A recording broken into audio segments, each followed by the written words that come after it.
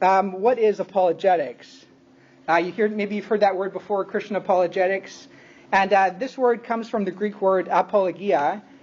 And what that means is defense, right? So what this means is defense as in a court of law, right? And if we were to give a definition to apologetics, it would be that branch of Christian theology which seeks to provide rational justification for the truth claims of the Christian faith.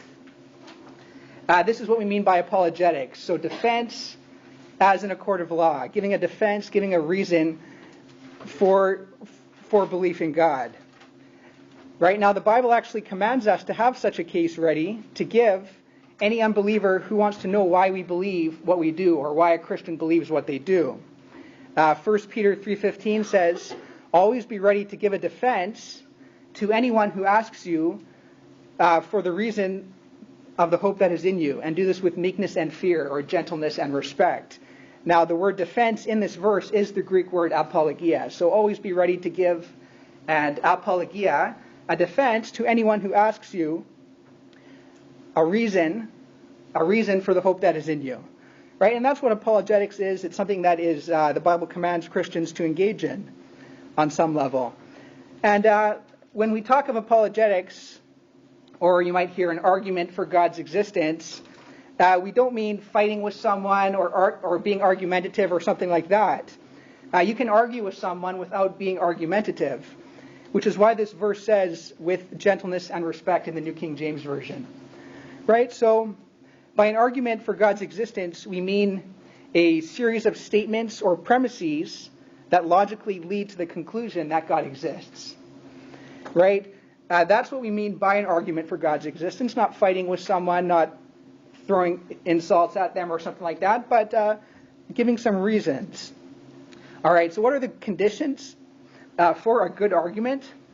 Well, there's at least two conditions, and one of them would be that the argument obeys or follows the rules of logic. Right? It wouldn't be a good argument if you draw a conclusion, it doesn't follow the rules of logic. And the second would be that the premises are actually true. The statements that you're asserting are actually true. And it wouldn't be a good argument, for instance, if the conclusion followed logically, but the premises weren't true. All right, now to clarify that a little bit, what do I mean by true premises? Well, by that I mean premises that are more probable than they're contradictory. For instance, it is nearly impossible to be absolutely certain about anything.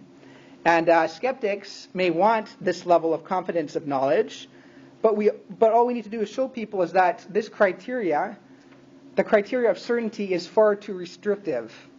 Nobody lives according to this standard. Just to give you an example, consider the following argument. For instance, and we make these types of reasoning and inferences all the time. And this is a very simple example. An argument might go something like this. If it is Sunday, school is closed. Number 2, it is Sunday. 3, what follows from that? Therefore, school is closed. Right? Now, this would be a very good reason not to show up at school because it's Sunday. Right? But someone might ask you, again, you're not absolutely certain that it is Sunday or that the conclusion is true. For instance, you might have got the days mixed up, and maybe it is not actually Sunday, maybe it is Monday, and school is open, right? So, or maybe there's a special event going on Sunday where there's an open house or something, and school actually is open, right? So, all I'm trying to show you here is that skeptics want to have certainty oftentimes before they believe in God, but nobody lives their life that way, because every decision we make involves weighing the evidence for and against something, and then making a decision based on what's most reasonable, right? So nobody lives their life requiring absolute certainty before making a decision, right? And that's what we need to point out to skeptics or critics or people who don't think there's any good reason to believe in God. And what I hope to show today is that there are good reasons, and particularly I'm going to focus on just one, right? So basically, rationality requires us to go with what is most logical or rational. And that's what I hope to show with this argument today, would be that it would be irrational to go with what there is less evidence for, or less evidence to believe. And we make logical inferences all the time. These are just simply the conditions for living life. So although a person may want certainty when it comes to an argument for God's existence or to believe in God, we should point out that this criteria is far too restrictive because nobody lives their life that way.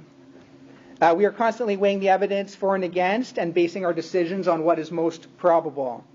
And if we were required to be absolutely certain about something before we made a decision, no decision would ever be made. For example, if you waited until you were absolutely certain that you found the right person before you got married, no one would ever get married, right? But you weigh the evidence, or you think of, maybe while you think about you try to evaluate things, then you make your decision, and that's we want to apply that same sort of criteria when you're reasoning with someone who doesn't believe in God or you're discussing these things. All right. Now, with that bit of an introduction, the argument I want to study today that has that points to God's existence is the Kalam cosmological argument. So this is what we're going to spend the class studying today. The Kalam cosmological argument. All right, and let me write this up on the board for you. The argument goes as follows. Right, so there's two steps in this argument, and step number one. Step number one is whatever begins to exist has a cause.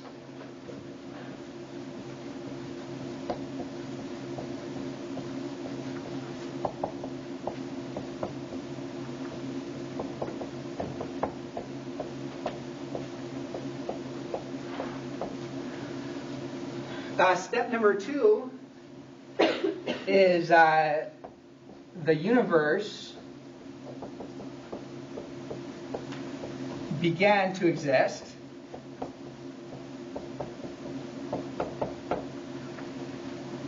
And the conclusion that follows logically from these two statements, or these two premises, is 3. Therefore,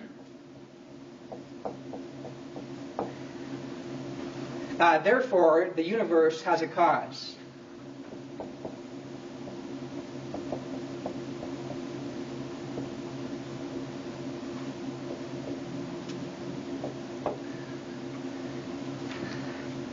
Okay, so this is what I want to spend the rest of the class looking at, and in case you joined us a few minutes late, we're going to, I might ask 1 or 2 questions on the final exam as bonus questions on the material we cover today. Okay, all right, so number 1, whatever begins to exist has a cause. Number 2, the universe began to exist. 3, therefore, the universe has a cause.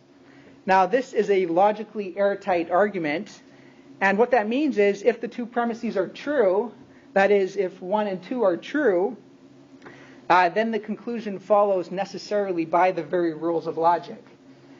And so really, there are really only 9 rules of logic, and this is one of the rules. For instance, this is the rule, if we were to put it in logical form, P implies Q, P, therefore Q. Okay? Now, it doesn't matter if a person doesn't like the conclusion of this argument, therefore the universe has a cause. If the premises are true, the conclusion is unavoidable. So the question is really, are the premises true? If you want to avoid the conclusion of the argument, you have to deny one or both of the premises in this argument. So the real question is, are premises 1 and 2 actually true? Right? And that's where the debate really lies. And down through the centuries, there's been many different versions of the cosmological argument. And this is just one version of the argument that's been very popular, been made very famous by William Lane Craig. And so the question before us is, are premises 1 and 2 actually true? And again, what do I mean by true? Are they more reasonable to believe than their contradictories?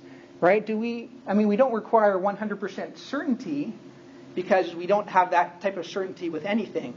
But are they more probable than not? would it be more probable to believe this than it's contradictory? So would one be more probable than not one, for example? And that's what we're going to look at now is are premises 1 and 2 actually true? And first of all, let's start out with number 1, right? All right. Whatever begins to exist has a cause. Now, this premise is virtually undeniable for anyone who is sincerely seeking after the truth. For just think about it with me for a moment. If something were to come into being out of nothing, this would mean that there were no causal conditions of any sort, absolutely no explanation at all, why this thing came to exist.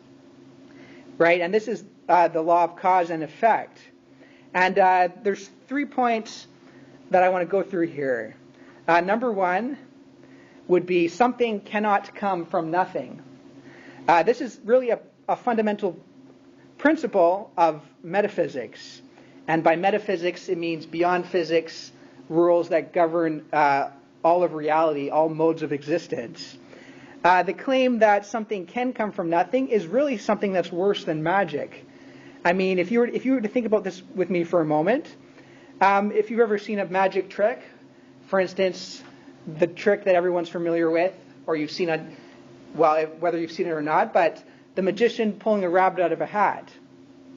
Right? When the magician pulls the rabbit out of the hat, at least you have the hat and the magician. Right? But in this case, whatever begins to exist has a cause. If something were to come into being out of absolutely nothing, you don't even have the magician or the hat. You just have something appearing out of absolutely nothing. In this trick, you have the rabbit appearing out of the hat. Now, surely it is impossible for something that is being, something that exists, to come from nothing. Point number 2 would be, if something can come from nothing, it becomes inexplicable why anything or everything doesn't come into being from nothing. If it's actually true that something can come from nothing, why doesn't everything, or many different things, come from nothing? And for instance, ask yourself, why don't people, buildings, airplanes come into being out of nothing? Why is it that a universe could come into being out of nothing, but not anything around us? This seems to make nothing discriminatory about what can come into being. But what is nothing? Nothing is something that has, well, already that's a mistake. Nothing can have no properties or constraints because it is no thing. If you separate those two words, nothing is no thing. Right? So nothing, there's nothing to be constrained when we talk about nothing. And point number 3 would be common experience and scientific evidence confirm the truth of premise 1 all the time.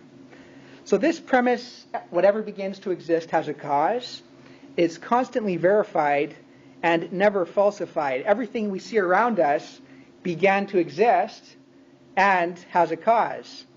For example, the cause of my existence is my parents. The cause of my parents' existence is their parents, and so forth. Everything we see around us that begins to exist has a cause. And this is something that is constantly being verified.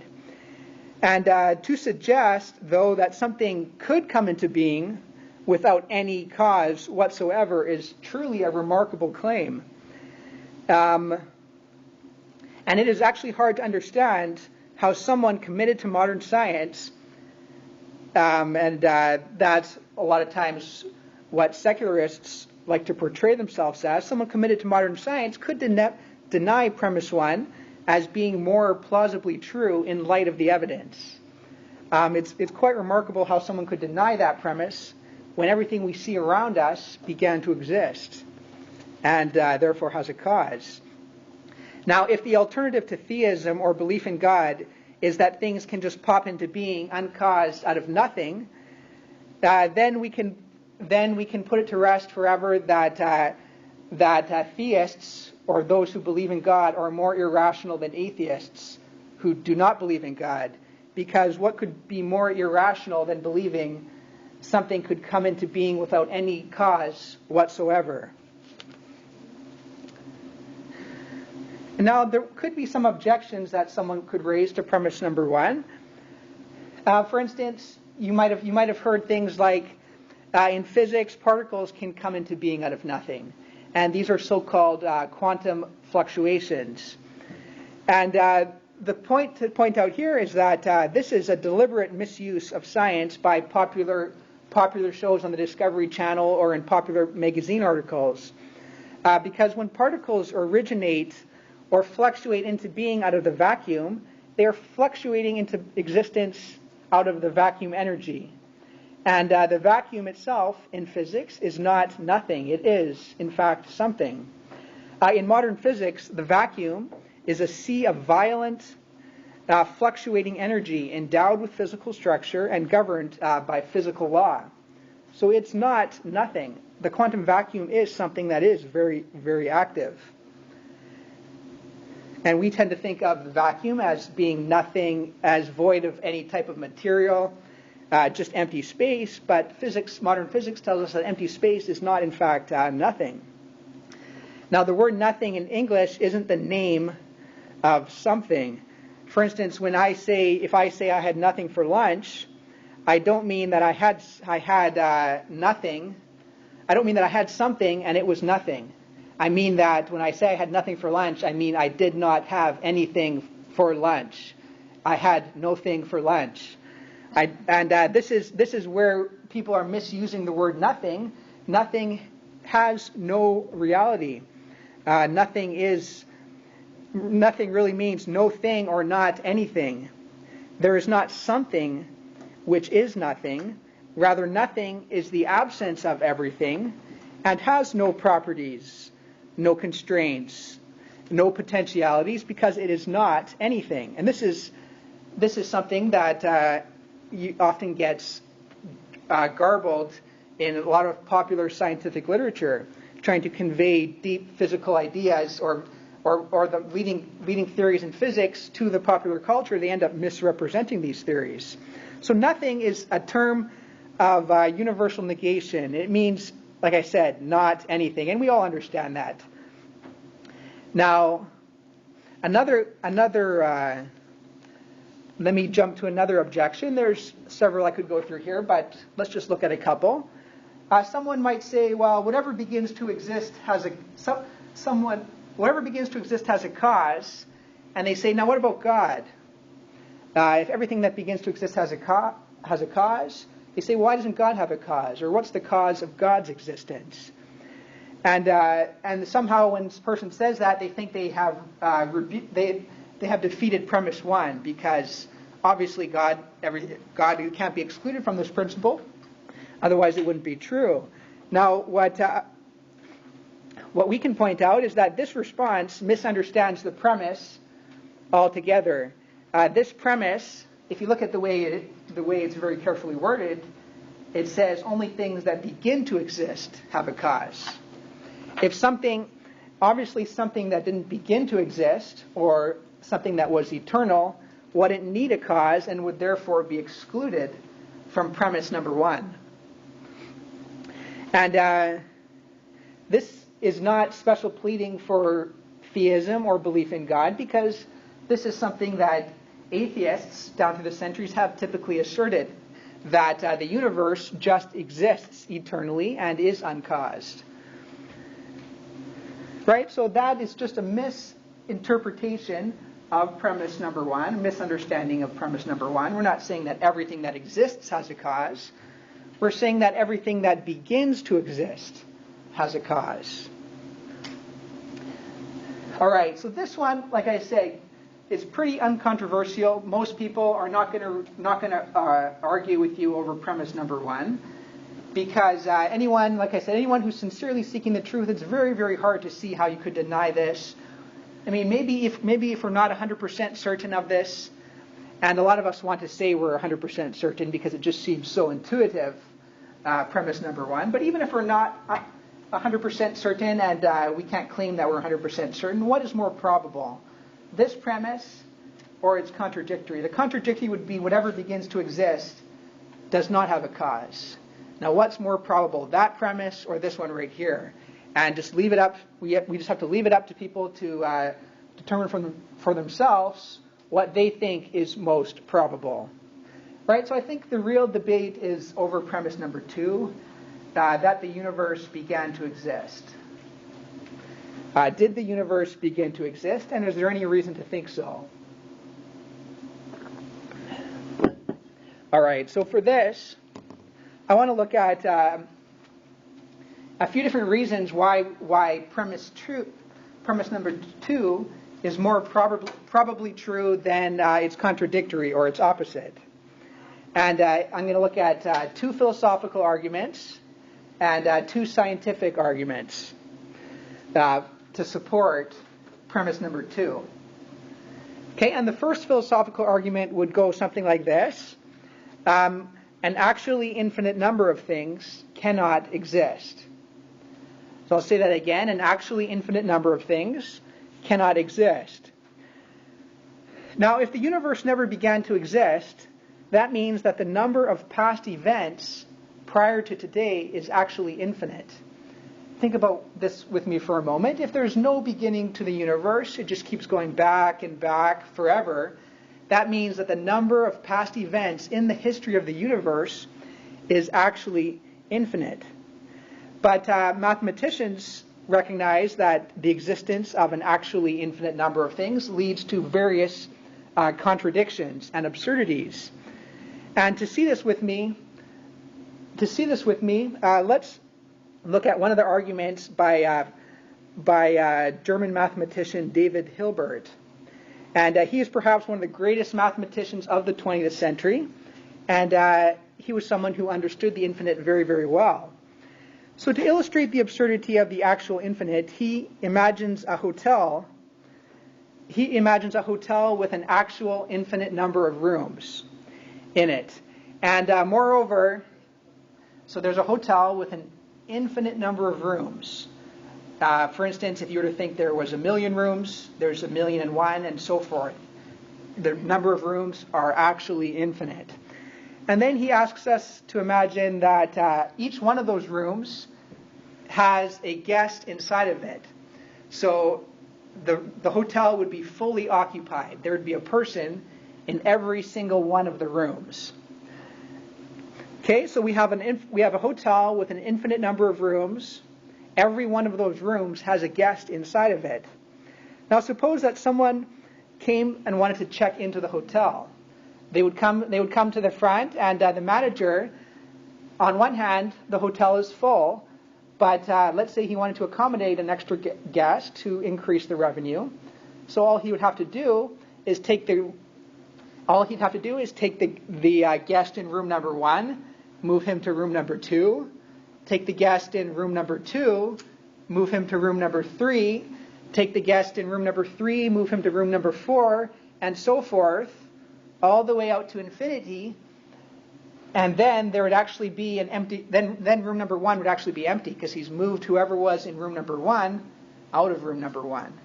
Right? So already we see there's a contradiction here. We said, first of all, the hotel is full, but someone could show up at the hotel, and by maneuvering, by switching people, moving them from room to room, he suddenly has a vacant room. Now this seems to be like a contradiction.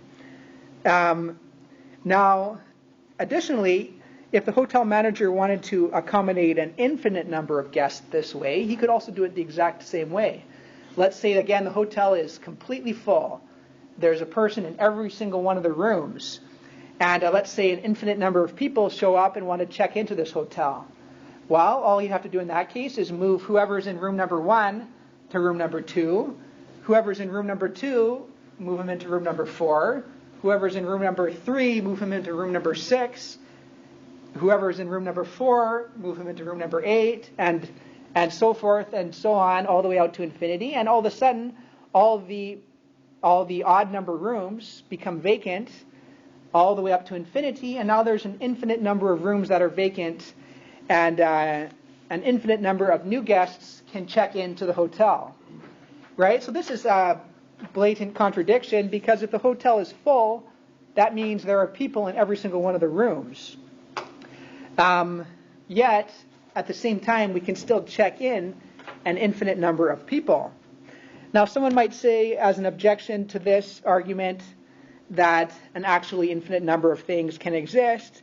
They say something like, well, these absurdities might result because we don't understand the nature of the infinite, or we don't really grasp the concept of the infinite because it is beyond us. And really all we have to do is look at David Hilbert to point out that this is a very naive reaction to this argument, because infinite set theory is a highly developed and well understood branch of modern mathematics. And these paradoxes do not result because we do not understand the infinite, but because we understand the infinite very, very well. And Hilbert was a very smart guy, and he knew how to illustrate these absurdities. Right? And if someone still wants to deny that and say that an infinite number of things can actually exist, then they have to just, I guess at this point, just bite the bullet and say that Hilbert's hotel, this illustration, is really not absurd. And that if an infinite number of things actually did exist, then this is exactly what we would expect. But this type of justification is inadequate. Of course, Hilbert would agree that if an actual infinite existed, then you could have the hotel just like this. You could have a hotel that is completely full, but yet there's still room to check people into it. Of course you'd agree with that. Otherwise it wouldn't be a good illustration. The question is, can such a hotel actually exist? Is it really possible? And intuitively it seems to be not. An actually infinite number of things cannot exist. Right? So the first argument was, we know the universe began to exist because it's impossible for an actual infinite number of things to exist. Okay, and there's more we could say here, there's more we could explore here, but let's move on to the next argument. And the second philosophical argument for premise number 2 would be the impossibility of transversing the infinite. The impossibility of transversing the infinite. And so what does this actually mean? Well, let's look at this for a moment. The past series of events of the universe, if we go back day by day, has been formed by adding one event after another. Right? So if we look back in the history of the universe, one event occurs in succession after the other. We could think of this in units. By event, you could talk of a block of time. So after one day comes the next day, comes the next day, and so forth. And all of these days are added up until we reach today. Right? Now, if the past is a sequence like this, adding days up together, one at a time, the argument is that it's impossible to get through that entire infinite set just by adding one member after another. So if the past is really like a sequence of dominoes falling one after another until today is reached, then it seems to be that it'd be impossible to reach today. If there were an infinite number of days, how would the very last domino, so to speak, or day have fallen over? So it is impossible to pass through an infinite number of elements one at a time. For instance, if I were to line up all the dominoes in the past, right, and where each domino was a day, and it was something like this, right, and here is today. Right, now before today could have occurred, what must have happened? Well, yesterday's domino must have fallen over, or yesterday must have occurred. Before yesterday occurred, the day before that must have occurred, and by that fallen over, right?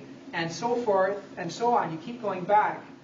Now, if we were to stand here today and say, well, here we are today, how did we get here?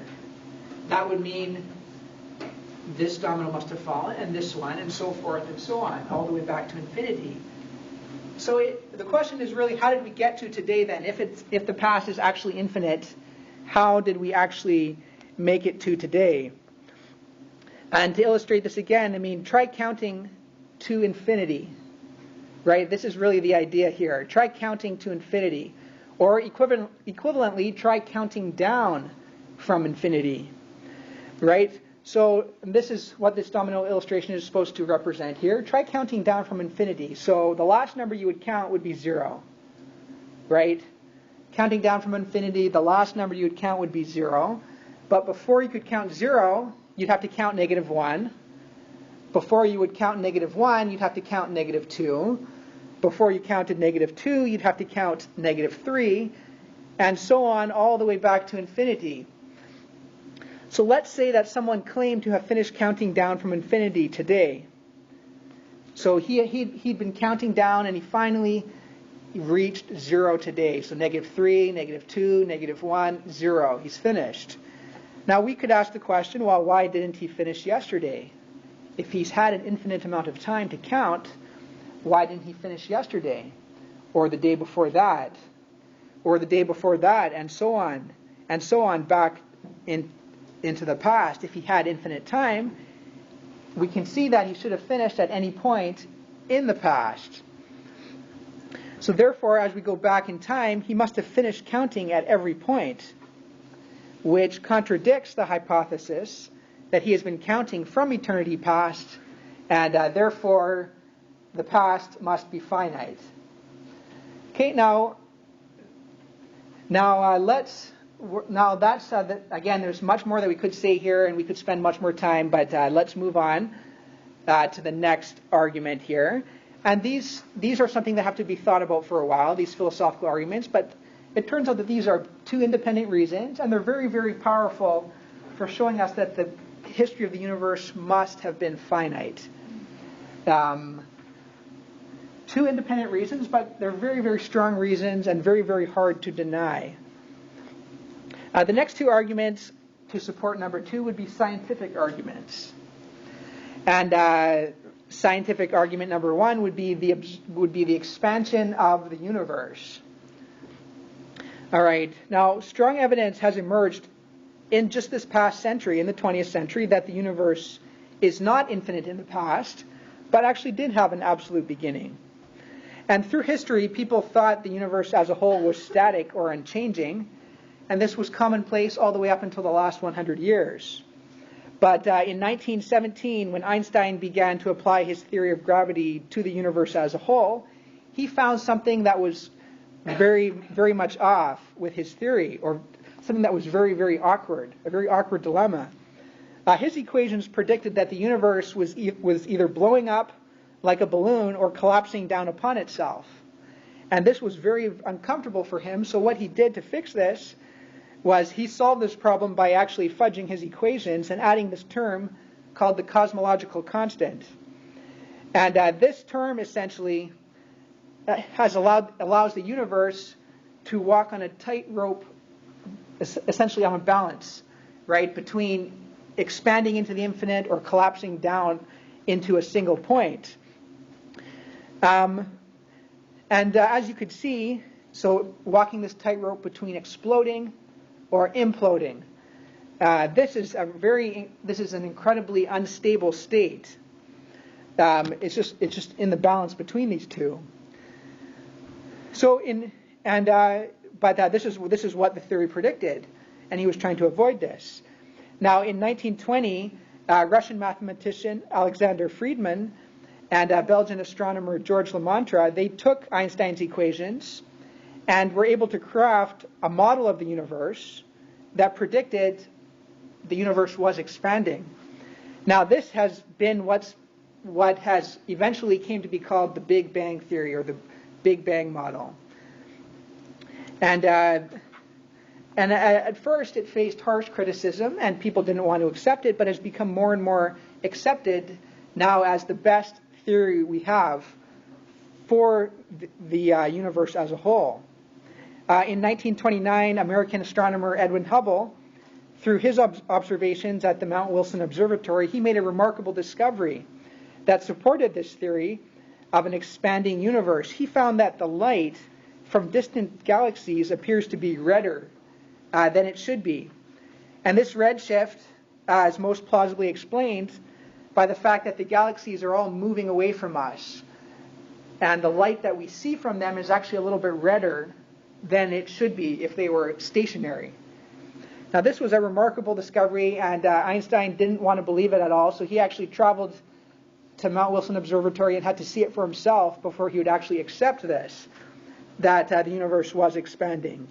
And this redshift seems to suggest to us, well, he was finally convinced once he saw it for himself, but this redshift suggests that we lie at the center of some giant cosmic explosion, and that everything around us is flying away from us at incredible speeds. But according to the Friedman model, we are really not the center. It just appears that way. Any observer looking out at any point in the universe would see this redshift and think that he himself is at the center of the universe from his own vantage point. Now, according to their model, the reason for this is not that there was some giant explosion, but that this explosion is actually this expansion of space itself. Galaxies being at rest, and the space in between them is expanding. Not that they're moving apart into empty, unoccupied space, but that space itself is actually being created or expanding as the universe evolves. And to get a grasp, a bit of more of an intuitive grasp of this theory, we can imagine a balloon. And on this balloon, there's a bunch of different buttons that are glued onto the balloon. Right now, imagine what happens when you start blowing air into the balloon. The buttons start to get farther and farther apart from one another. And all of the buttons, relative to themselves, they don't appear to be moving. So if you were an observer on a button, you would see all the buttons moving away from you. But the button itself wouldn't be moving. And this is the analogy sort of with the expansion of the universe.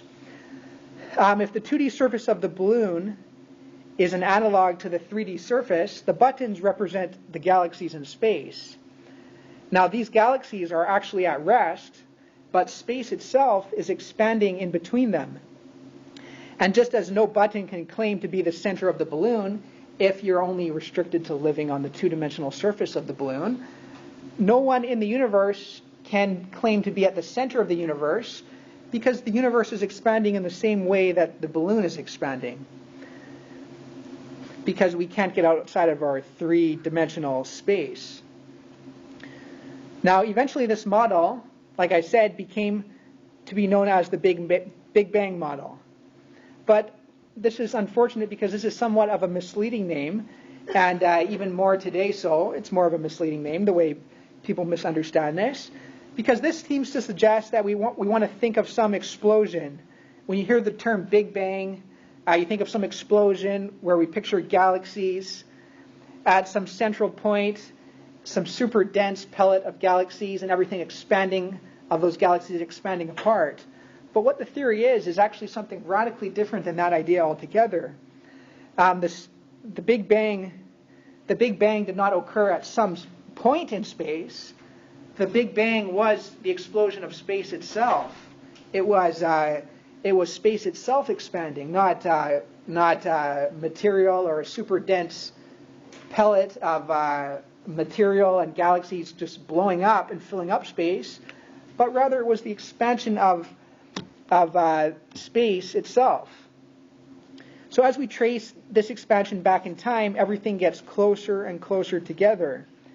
If the balloon had no minimum size but could keep shrinking down, eventually the distance between 2 points would shrink to zero, right? So imagine letting air out of this point, out of this balloon. Eventually those points would shrink to zero circumference.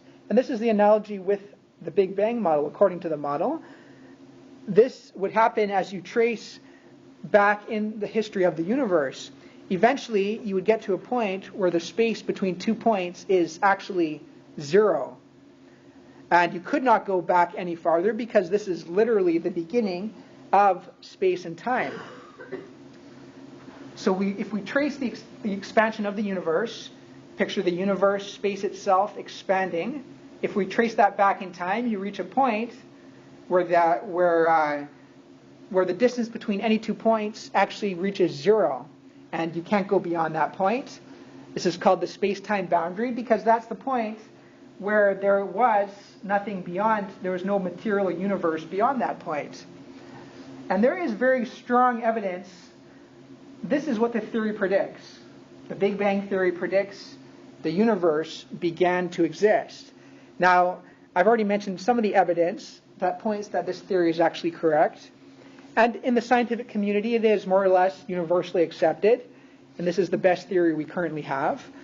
But what evidence do we have? Well, I already mentioned the redshift in light from distant galaxies, meaning that those galaxies are moving away from us. And in fact, these distant galaxies are not only moving away from us, but in 2011, the Nobel Prize in Physics showed that the rate of expansion of the universe is not only positive value, but it's accelerating. So galaxies are moving away from us at an accelerating rate.